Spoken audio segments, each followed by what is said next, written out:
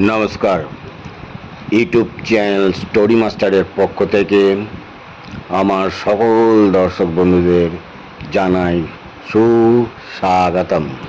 আজকে আপনাদের একটা ঘটনার কথা বলবো। তো ঘটনাটি সত্য ঘটনা, পুরোপুরি সত্য ঘটনা।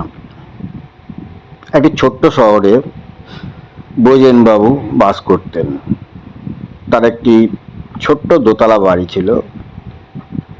নিচে তিনখানা ঘর, রান্নাঘর, পায়খানা বাথরুম নিচেই ছিল, আর দোতলাতে ছিল আরো দুখানি ঘর।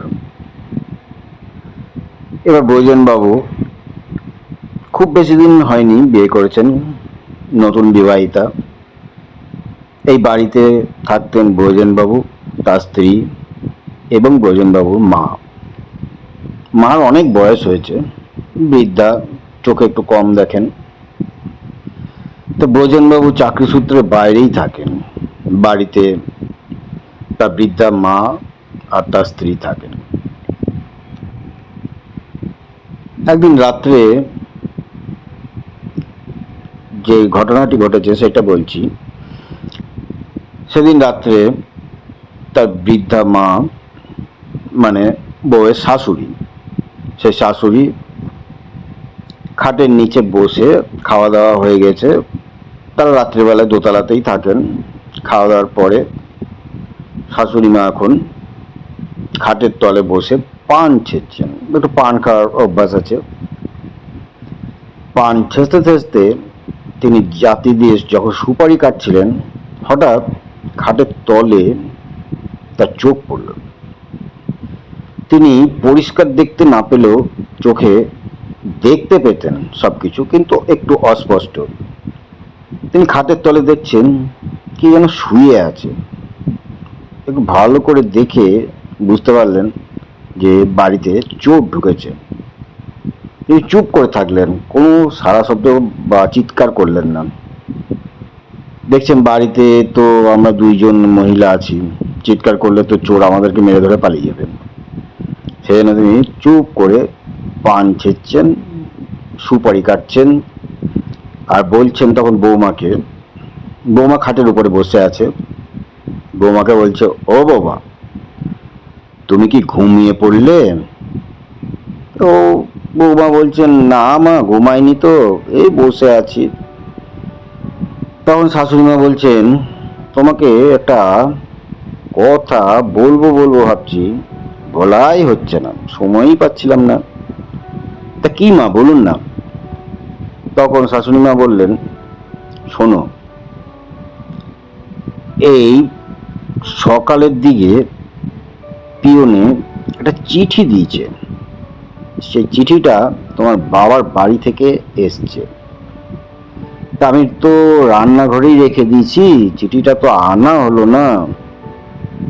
তা মা, কি লেখা ছিল চিঠিতে? কি লেখা? বললো, চিঠিটা তো পড়েছি, চিঠিতে আর কি বলবো বৌমা, বলতে কিরকম লাগছে।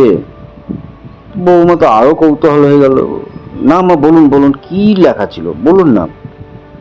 বলছে, চিঠিতে তো তোমার বাবা গত হয়েছে গো। হ্যাঁ, এই 4 দিন হলো গত হয়েছে। চিঠিটা আজকে সকালেই এসছে, তোমাকে ভাবছিলাম বলবো বলবো করে, এই এখন মনে পড়লো তাই বললাম। ব্যাস, কথা শুনে বৌমা তো চিৎকার করে কাঁদতে শুরু করে দিল। ও বাবা গো, তুমি কত ভালো ছিলে, আর শেষ দেখা দেখতে পারলাম না গো। ব্যাস, বৌমা তো সেই তার স্বরে চিৎকার করে কাঁদছে। সেই বৌমার কান্না শুনে চারিদিকে পাড়া প্রতিবেশী সব জড়ো হয়ে গেছে। তখন বৃদ্ধা শাশুড়ি মা যখন দেখলেন যে বেশ কয়েকজন পুরুষ মানুষও চলে এসেছে, তখন তিনি দরজাটা খুলে দিলেন। এবার ভেতরে সব প্রবেশ করলো। বলছে, কি হয়েছে কি হয়েছে মাসিমা, কি হয়েছে? এই বৌদিমণি এত চিৎকার করে কাঁদছে কেন? বলছে, আর বলো না, তোমার বৌমার বাবা মারা গেছে। বলছে, আহারে, এই এত অল্প বয়সে বাবা মারা গেল, বলছে না না বাবা মারা তো গেছে, ওই দেখো চৌকি, ওই দেখো খাটের নিচে, ওই দেখো বাবা শুয়ে আছে, দেখো দেখো তোমরা। তখন খাটের তলে সবাই গিয়ে দেখছে, আরে বেটা সন্ধ্যা মার্কা চোর খাটের তলে ঢুকে আছে। ব্যাস আর যাবে কোথায়, চোরকে টেনে ধরে বেদম ধোলাই। তারপর তো চোরকে তো যথারীতি থানাতে, পুলিশ ডেকে থানাতে দিয়ে দেওয়া হলো। তখন বৌমা বলছে, মা আপনি আমাকে শেষকালে এরকম ভাবে কাঁদালেন। বলছে আর কি করব বৌমা, আমি যদি এই বুদ্ধিটা না করতাম তাহলে চোর তো ধরা পড়তোই না, উল্টে আমাদেরকে মেরে ধরে চোর পালিয়ে যেত। তখন পাড়া প্রতিবেশীরা সেই বৃদ্ধা মহিলার প্রশংসা করলেন, অনেক অনেক বসি প্রশংসা করে তারা যে যার বাড়ি চলে গেল। তা এই হচ্ছে আজকের এই ঘটনা। তা ঘটনাটি কীরকম লাগলো আপনারা কমেন্ট বক্সে কমেন্ট করে জানাবেন। আর আপনাদের কাছে অনুরোধ, আপনারা চ্যানেলটিকে একটু সাবস্ক্রাইব করে দেবেন, কারণ আপনাদের সাহায্যের হাত না বাড়িয়ে দিলে আমার এই ভিডিও করার ইচ্ছাটা জাগবে না।